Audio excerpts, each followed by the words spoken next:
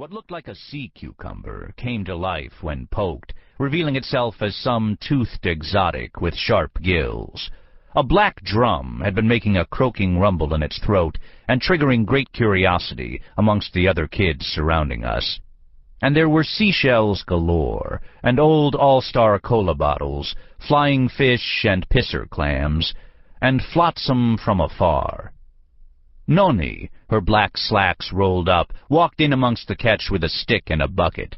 Anything that looked poisonous was clobbered. Anything that looked like it would add some flavor to her sauce, bucketed. Out of the great net ritual came a most exotic and delicious tutte de mare, everything of the sea, even though we couldn't identify half of it. My brother referred to this particular July sauce as the red tide. Only one member of our family did not participate in the netting, but this was due to a talent of his own, and he was respected as a most gifted pescator. Zitoine, eyes shining with his own potent wine, had slipped off his black loafers soon after his arrival. Year after year the reaction was the same, a great gasp and expressions of awe, as Zitoine displayed his neglected toenails. As long as jackknife blades, they were a frightening aggregate of shapes and lengths, yellowish and curling up in places. "Clam diggers," my father said with a kind of familial pride, and Zitoine started his slow, long-strided, head-bobbing, blue heron walk into the surf. Out past the breakers, with the ocean up to his neck, he drifted in a very slow, methodical manner, his feet probing the silt and seaweed below. If one did not know the nature of his sea dance, they would think it a floating head with a thick mustache, adrift on the changing tide.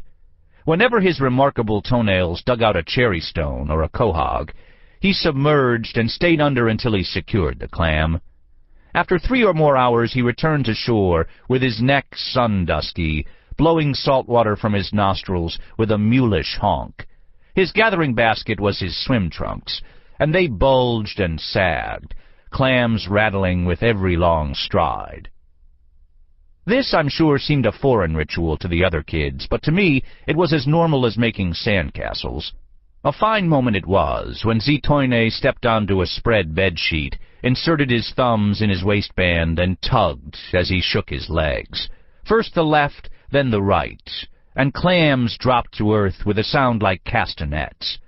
These, too, found their way into Noni's pot that night, and the following day at the table, Zitoine would be acknowledged with a saluti, and the mention of his tusk-like clam-diggers.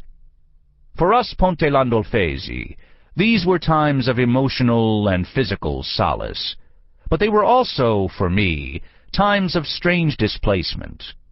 While we feasted on magnificent crocks of macarone, Noni's sauce and its meaty wonders, and great jars of olives, slabs of sharp provolone, other kids at neighboring picnic tables ate hot dogs with relish and quaffed Pepsi.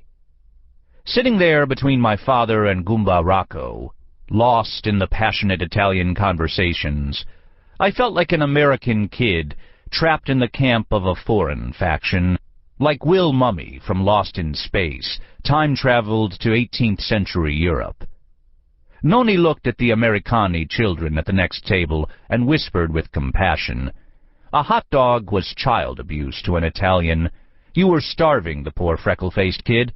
A little red-headed girl in a green one-piece and matching flip-flops flapped her way over to our table and stared down at the spread, wrinkling her freckled nose. "They're eating squids, Daddy," she announced to the entire beach. But when her father came to the table to apologize and retrieve her, he glanced down, froze in his step, and began an awkward discourse on the tides, his eyes crawling over thick slices of lasagna. "Sit down," Zia Concetta said. "Eat."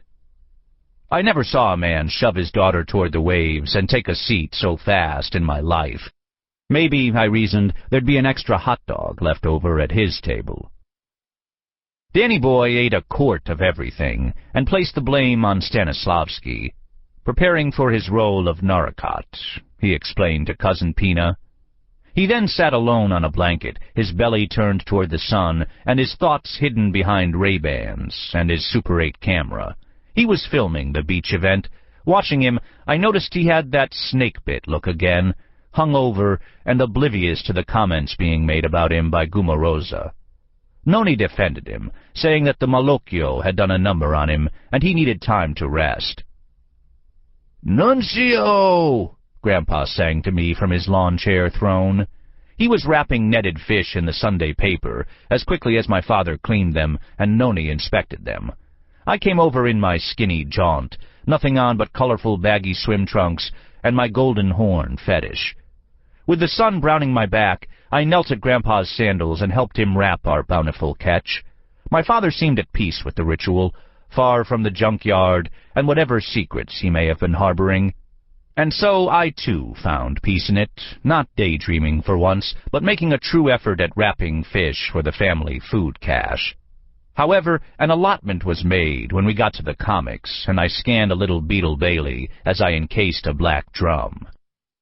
"Nice job," Big Dan said, handing me a fresh sheet from the local news section. Grandpa lifted his eyes onto me when he heard this approval from my father.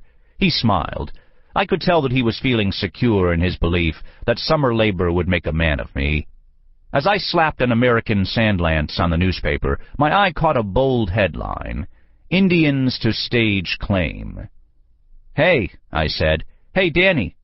I shook sand from the page and waved it for all to see. "It's about the play. You're in the paper." This prompted a loaded silence, but Danny Boy lowered the Super 8 and reached for the local section. "Never mind," Grandpa said to me. "When you work, you work. When you read. Too much read, you go blind." "Ah, si Jesu Christa," Gumarosa said from under her umbrella. But Danny Boy was piqued. At Mom's egging, he read aloud. "Sockawag Mayor Frank Longo." He looked up at Dad's reaction, as if the mayor's very name validated the performance. "Frankie, baby," Cousin Justina said from her chaise longue, where she painted her toenails casino pink. "He's like my son," Noni said softly. "Frank, he's nice boy." "Mayor Frank Longo announced late Friday," Danny Boy read, "that he will initiate a hearing to draw local support for the remaining members of the Mattatuck-Sockawag Indian tribe, who claim to have once owned lands in Sockawag Mills and— this isn't about the show."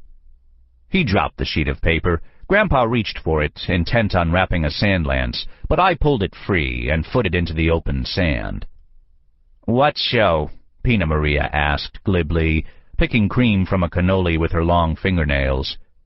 "Indians in Sockawag Mills?" I asked. "Real Indians?" "Not that I ever heard of," Lena said. Big Dan looked up at Goomba Rocco. "What's Longo want to do, give them the land back?" "They were here first," Mom said, always defending the underdog. "We stole the land from the poor people." "I didn't steal any land, Nancy," Big Dan made a retort. "I'm not responsible for taking any Indians' land. What are they coming out of the woodwork for now? Why don't they go to work like the rest of us?" This set off a debate in English and Italian with my mother and Cousin Justina of the associate's degree backing the Indians. "It's all stolen land," Justina said, as she gingerly painted her crooked little toe. Grandpa even got in. "I like the Indian man. He make the garden. Some good thing. The bow and the arrow, the tipia house. He no bother nobody. He use all of the part of the cow."